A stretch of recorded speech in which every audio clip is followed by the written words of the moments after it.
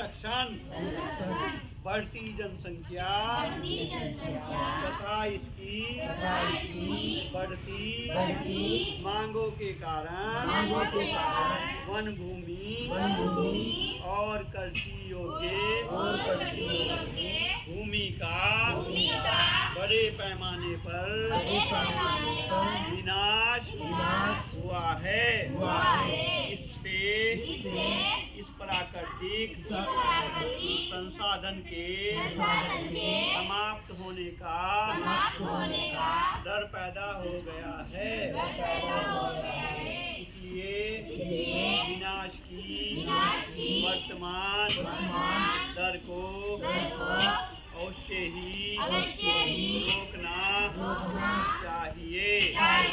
One रोपण, भूमि उद्धार, रासायनिक कीटनाशकों और उर्वरकों के विनियमित उपयोग तथा अतिचारण पर रोक आदि भूमि संरक्षण के लिए उपयुक्त कुछ सामान्य तरीके हैं।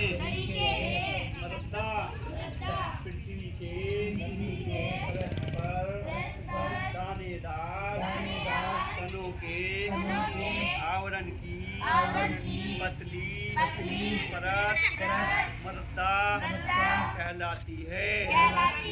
ये भूमि से निकटता से जुड़ी हुई है। स्थल रूप मृदा के प्रकार को निर्धारित करते हैं।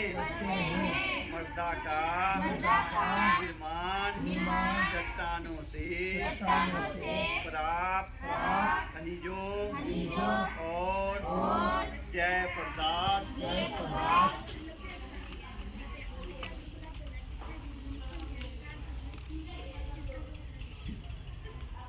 तथा भूमि पर पाए जाने वाले खनिजों से होता है। यह अपक्षय की प्रक्रिया के माध्यम से बनती है।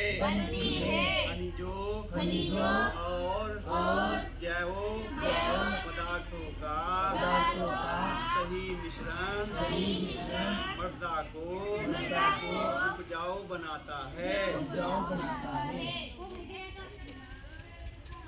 मृदा निर्माण के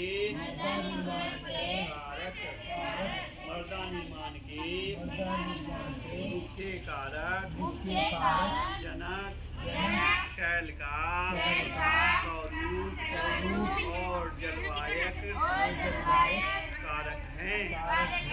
मृदा निर्माण के अन्य कारक स्थलाकृति जैव पदार्थों की भूमिका और मृदा निर्माण के संगठन में